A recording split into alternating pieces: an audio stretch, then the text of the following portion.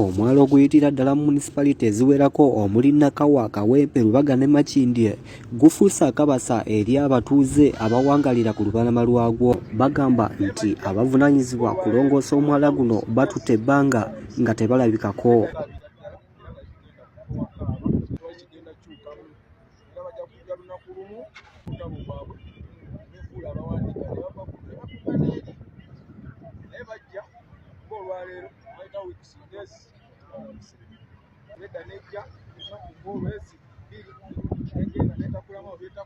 Bo aba KCCA beekokola abatuuze olw'okozesa obubi emyala nga bayiwa kasasiro n'okuta emidumu gya kazambi. Kino kiviirako emyala okuzibikira ne kiteeka obulamu bwabwe mu matigga. Abamu bayiwamu bbi, emisulo n'ebisaaniiko.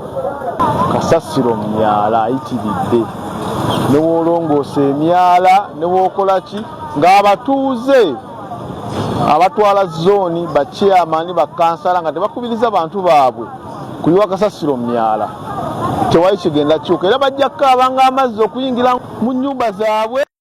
Lubega nga ye kansala wa LC3 Kawempe South agamba nti basupervisor ba KCCM Kawempe beesuliddeyo gwa Nagamba ne batatuukiriza mirimu gyabwe nga kino kiviiriddeko obukuubagano wakati w'abakozi ba KCCA n'abantu ba bulijjo.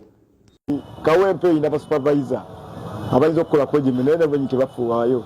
Ne bwakwata omuntu nti alina oba asula kazambi mu mwala kasamujjamu 5 oba omutwalo ng'akola ki. So omuntu omubonereze balabire ku oyo.